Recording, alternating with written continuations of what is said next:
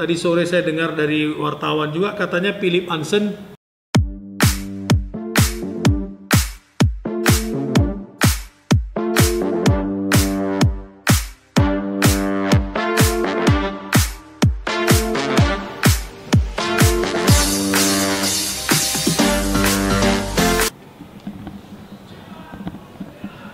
sampingnya, Pak.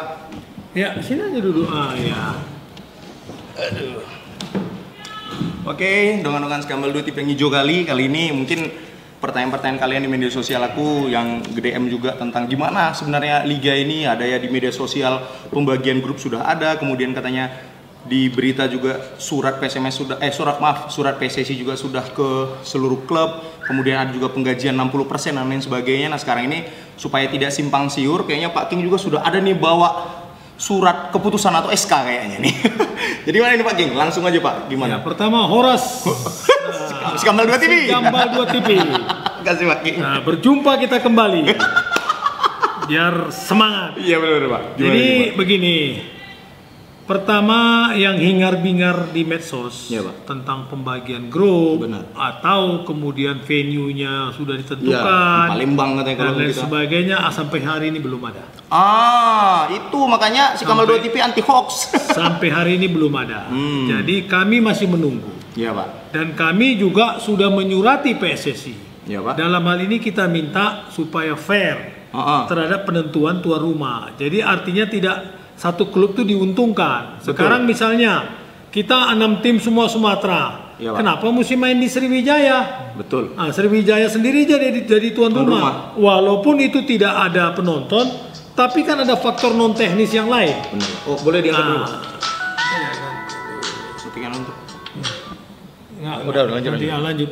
Jadi ada faktor yang lain. Ya, Pak. Jadi untuk itu kita dari manajemen PSMS menunggu menunggu arahan dari PSSI untuk terhadap ini. Kami diundang. Oke. Iya. Aduh, sebentar ya. Oke, Tidak apa-apa ya. Iya Yong. Ya, gimana tadi Pak? Sampai ternyata belum ada keputusan resmi dari PSSI dan PSMS juga sudah menyurati supaya janganlah supaya lebih fair play lah sifatnya Ya, pakainya. jadi kita minta diundi. Iya. Kita minta diundi pembagian grup itu. Jadi biar fair. Iya, Pak. Kemudian desas-desus mengenai penggajian. Iya benar Pak. Penggajian sesuai surat yang kami terima tadi malam, skep nomor 53 garis 6 Romawi 2020. Ini ya. Skepnya ini. Nah, di sini sudah dinyatakan bahwa PSSI akan menanggung semua biaya terhadap nanti pemeriksaan pemain terhadap COVID. Oh, sifatnya ini rapid atau langsung swab, Pak? Swab. Swab langsung swab? Ya, swab atau rapid nanti dia yang memutuskan. Artinya dia yang menangani masalah ini. Bukan ke klub lagi Bukan dilimpahkan, kepada Pak, klub dilimpahkan, tetapi biayanya kepada PSSI. Iya, kemudian yang kedua, desas-desus mengenai penggajian. Iya. Jadi bahwa PSSI sepakat mungkin dia akan meneruskan penggajian pemain yang 25% sesuai dengan keputusan yang sudah dia berikan itu dengan nomor skep 48 garis miring 3 Romawi garis miring 2020 sampai dengan dimulainya kompetisi. Artinya penggajian pemain untuk bulan Juli, Agustus dan September ini tetap 25%. Tetap 25%. Kemudian untuk bulan Oktober karena dia mau kompetisi, itu baru negosiasi ulang dengan klub. Tapi patronnya sudah ada. Patronnya sudah ada. Untuk Liga 1 dibayar gaji 50%. Karena kenapa 50%? Karena kontrak pemain Liga 1 itu kan tinggi.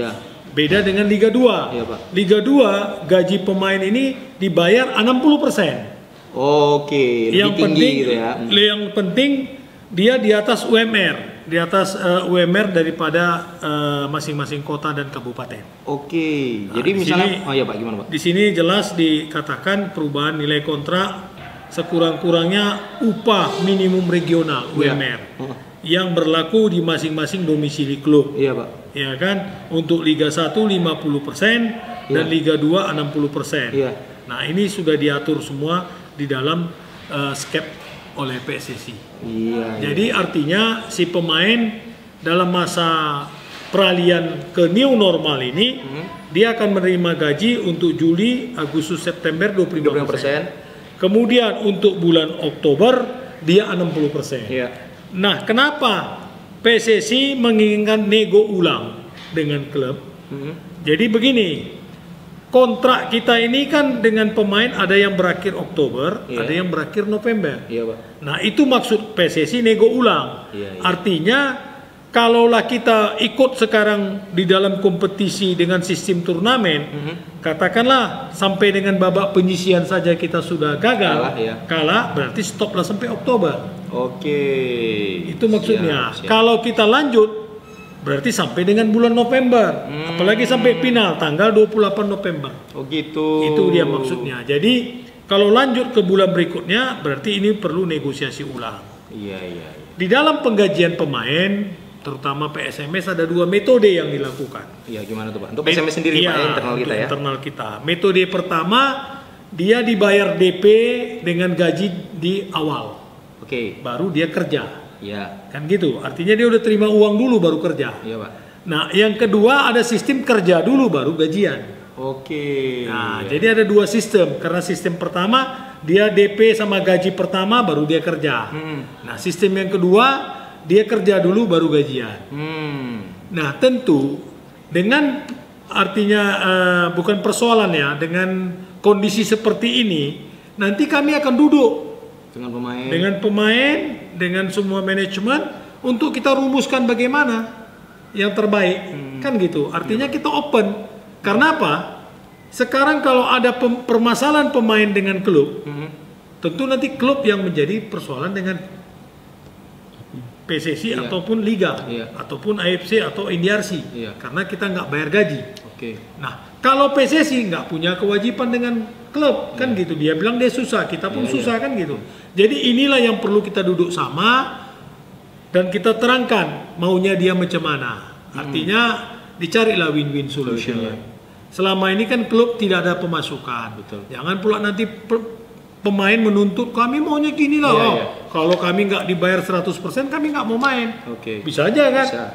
Itulah aturan mainnya. Inilah kita berpedoman. Tapi kan kita minta bagaimana klub juga pemain juga menyadari terhadap ini. Kondisi artinya ini kan mahar post mayor tentang ini dunia ini kan. Kondisi seperti ini kan tidak ada yang menginginkan. Tentu kalaupun dia terima gaji sekarang dengan latihan-latihan saja oke lah dulu. Kemudian nanti waktu pertandingan dia terima 60%, ya oke lah dulu. Artinya bagaimana untuk tahun ini kita bisa selesaikan dengan baik, dengan catatan bagaimana PSMS bisa masuk ke Liga 1. Itulah harapan kita. Jadi kita pun mau dengan pemain untuk bisa sharing, duduk bersama. Jadi nggak ada ego masing-masing, nggak ada saya begini, kamu begini, katanya, nggak ada. Jadi yang selama ini ada dengar-dengar bahwa sudah dibagi grup, kemudian sudah dibikin ini itu semua, itu kami belum tahu, karena kami belum dapat. Kami menunggu.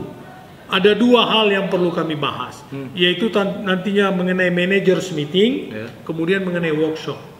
Workshop sama managers meeting inilah nanti menentukan bagaimana langkah-langkah PSSI untuk menggelar turnamen di bulan Oktober nanti. Jadi biar jelas. Jadi nanti jelas, tentu nanti masyarakat luas tahu mainnya di kota mana, pembagian grupnya bagaimana. Ini kan semua nanti pakai SK, ada tanda tangan. Jadi bukan pakai katanya. Tapi fix memang tidak akan pakai penonton, Pak, ya kayaknya. Fix tidak pakai penonton. Kalau itu sudah ada di sini.